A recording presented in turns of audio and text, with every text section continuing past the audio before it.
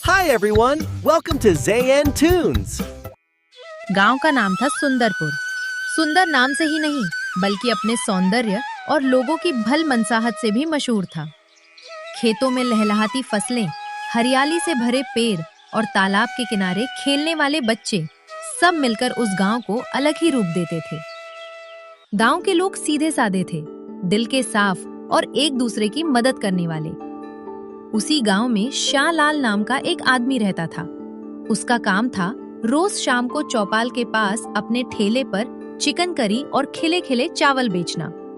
लेकिन समस्या ये थी कि उसके चिकन में वैसा स्वाद नहीं था जैसा गांव वाले चाहते थे। रोजाना मुश्किल से 10 से 12 ग्राहक ही आते, वो भी नाखुश होकर। अरे भाई, थोड़ा मसाला और लाल मिर्च बढ़ा देते तो मजा आ जाता।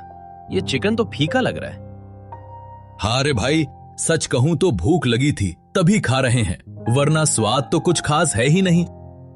अरे भैया, मैं तो सब मसाले डालता हूँ, प्याज, लहसुन, टमाटर सब डालता हूँ, लेकिन जाने क्यों स्वाद वैसा आता ही नहीं। इसी बीच वहाँ एक लकड़हारा आया। उसका नाम रामू था। अरे भाई, कल जो तुमने चिकन दी थी उसकी तो बात ही निराली थी। चिकन रसदार, झन्नाटेदार और चावल इतने खिले खिले कि मजा आ गया। सच कहूं तो उंगलियां चाट गया मैं। अरे भाई, झूठ क्यों बोल रहा है? हम सबने भी तो खाया था कल। कुछ खास टेस्ट तो था ही नहीं। क्यों रे, तू कहीं इसका रिश्तेदार तो नहीं है जो ऐसी झूठी तारीफ कर रहा है? नहीं भाई, मैं सच कह रहा हूं। मेरे लिए तो कल का चिकन बहुत स्वादिष्ट था। शायद तुम लोगों की जीभ को पहचान नहीं रही। छोड़ो यार, ये तो पक्का दोस्ती निभा रहा है। अच्छा भाई, 1 प्लेट चिकन करी और चावल मेरे लिए भी पैक कर दो। ये मेरा मिट्टी का मटका है, इसमें डाल दो। जंगल जाते हुए आराम से खा लूंगा। श्यामलाल ने सिर हिलाया और प्लेट तैयार की। करी मटके में डाली और चावल पत्ते में बांधकर दे दिया। रामू अपने बोझे के साथ जंगल की ओर निकल गया। जंगल पहुंचकर उसने लकड़ियां काटी। थकान से उसका शरीर चूर हो गया। उसने मटका खोला और चिकन करी देख मुस्कुरा उठा। अरे यार, ये तो ठंडी हो गई। चलो, जैसे कल गरम किया था वैसे ही आज भी कर लेता हूँ। उसने पास की लकड़ी उठाई, आग जलाई और मटके को उसके ऊपर रख दिया। थोड़ी ही देर में भाप उठने लगी। खुशबू जंगल में फैल गई। गरम गरम चिकन और चावल मिलाकर उसने पहला कौर मुंह में डाला और आंखें बंद कर बोला, वाह, क्या लोग हैं गांव के। स्वाद की पहचान ही नहीं है। ये चिकन करी तो लाजवाब है। चावल तो ऐसे हैं जैसे मोतियों की लड़ी। वो तृप्त होकर खाने लगा, मानो उसके लिए वही सबसे बड़ा भोज था। उधर श्यामलाल अपना ठेला समेटकर घर पहुंचा। बचे हुए चिकन की हांडी लेकर अंदर गया। उसकी पत्नी मधु रसोई में इंतजार कर रही थी। क्या जी, आज भी चिकन करी बच गई? हाँ मधु, थोड़ी बच गई है। कितनी भी मेहनत कर लूं, लोगों को स्वाद ही नहीं आता। लगता है मेरे हाथों में वो जादू ही नहीं। छोड़ो जी, लोग क्या कहते हैं वो उनकी बात है। चलो अब हम दोनों मिलकर खा लेते हैं। दोनों बैठे और बचे हुए चिकन और चावल खाकर रात को सो गए। लेकिन उस रात भी श्यामलाल यही सोचता रह गया, क्यों मेरे चिकन में वो स्वाद नहीं जो लोगों को बांध ले।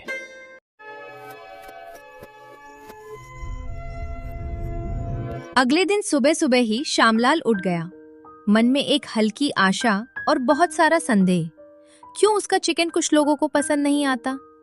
फिर भी उसने वही किया जो उसकी आदत थी। चावल धोए, मसाले तैयार किए और अपने छोटे से ठेले पर आग जलाई। जैसे ही चिकन कड़क कर पकने लगा, पर उसकी नाक में कोई खास सुगंध नहीं ठहर रही थी। स्वाद में कुछ कमी थी। पर श्यामलाल ने ठाना कि आज कोई विलक्षण ग्राहक आएगा और उसकी हिम्मत लौटेगी। थोड़ी देर में एक भूखा आदमी आया। चेहरा पीला, कपड़े उटपटांग, मगर आंखों में विनम्रता। उसने धीरे से पूछा, भैया, 2 दिन से कुछ खाए बिना घूम रहा हूँ, कुछ मिलेगा क्या खाने को? श्यामलाल का मन सहम गया। आज तक जिन्हें वो परोसा वे ज्यादातर शिकायत कर गए, फिर भी भूखे को कैसे इनकार करें। हाँ ठीक है बाबा, ले 1 प्लेट चिकन करी और चावल, खाकर बताना कैसा लगा। भूखे की आंखों में चमक आ गई। चुपचाप पहला कौर लिया, चावल और करी को मिलाया और धीरे धीरे खाया। धन्यवाद बेटा, तुमने मुझे खाना दिया। श्यामलाल को लगा यही तो असली तारीफ है। मगर मन में एक दंश भी था। उसका विश्वास डगमगा गया कि शायद उसका स्वाद ही किसी का छकने लायक नहीं। खेले पर दिन बीतता गया। वहीं लकड़हारा आया रामू। अरे भैया, आज तुम भी जा रहे हो? चलते समय थोड़ी और दे दो, बीवी के लिए भी ले जाना है। श्यामलाल ने एक प्लेट प्लास्टिक के ढक्कन में पैक की और दे दी, पर मन में सवाल उभर रहे थे। रामू रोज तारीफ क्यों करता है, जबकि गांव वाले नाखुश रहते हैं? घर पहुंचते ही रामू ने ढक्कन खोला और पत्नी से कहा, देखो, गांव का सबसे टेस्टी चिकन, एकदम झन्नाटेदार। उसकी बीवी ने खाया, लेकिन उसका खाते ही मुंह बन गया। तुम मजाक कर रहे हो क्या? ये तो कुछ खास नहीं, मैं इससे तो घर पर ही बेहतर बना लेती हूँ। रामू को भी विश्वास नहीं हुआ। उसने खुद भी छक कर देखा, पर उसकी भी जीभ कुछ अलग महसूस नहीं कर रही थी।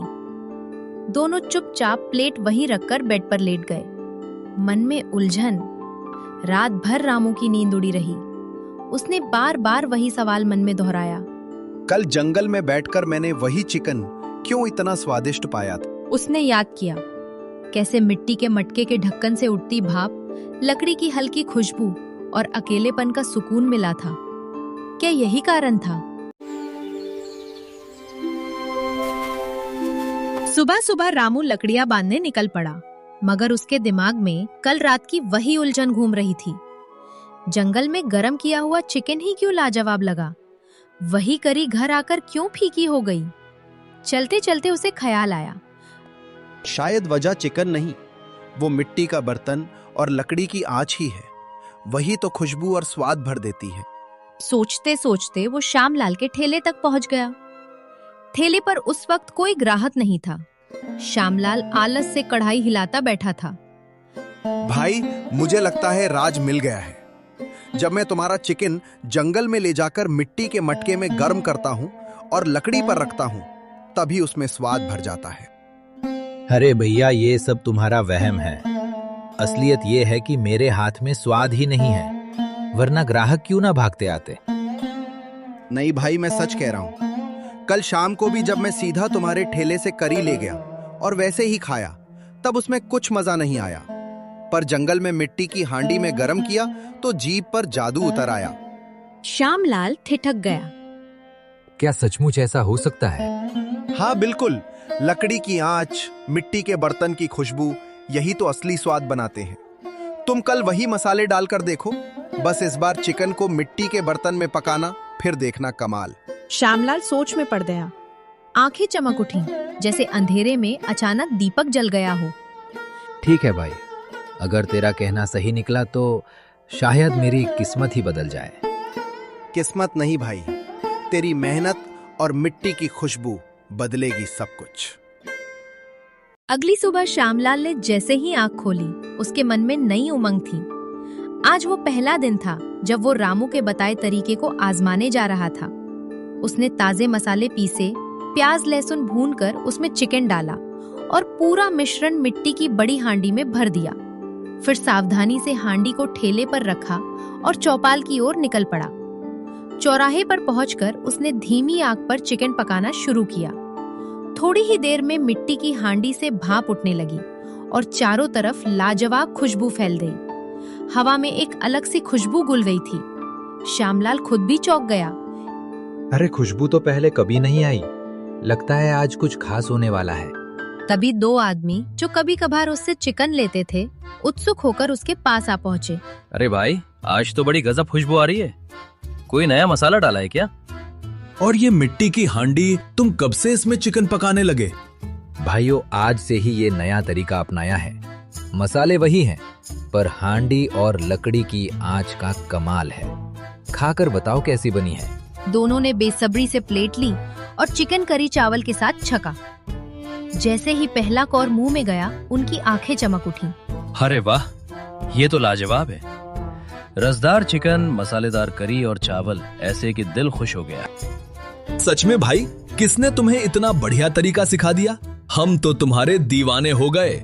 ये सुनते ही श्यामलाल का दिल खुशी से भर आया। उसका चेहरा खिल उठा। थोड़ी ही देर में खुशबू से आकर्षित होकर और लोग भी आ गए। देखते ही देखते उसके ठेले पर भीड़ लग गई। जो लोग पहले कभी शिकायत करते थे, वही अब तारीफों के पुल बांध रहे थे। भाई ये तो पूरे गांव की सबसे बेहतरीन चिकन करी है। भीड़ इतनी बढ़ गई कि शाम तक उसका सारा चिकन खत्म हो गया। थैला खाली था, लेकिन पैसे की थैली भर चुकी थी। शाम को घर लौटते हुए उसके चेहरे पर आत्मविश्वास और संतोष झलक रहा था। जैसे ही वो घर पहुंचा, उसकी पत्नी मधु दौड़ कर आई। क्या जी, आज फिर बच गया चिकन? नहीं मधु, आज तो सब खत्म हो गया। और देखो कितने पैसे भी मिले।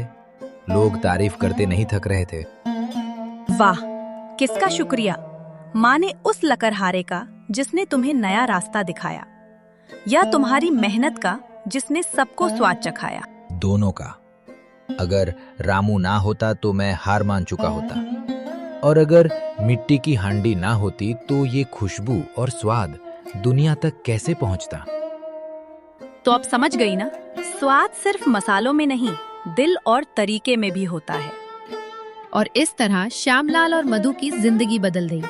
एक लकड़हारे की सलाह और मिट्टी की हांडी ने उनके जीवन को नया मोड़ दे दिया। That's all for today. Don't forget to like this video, share it, and hit that subscribe button for more updates.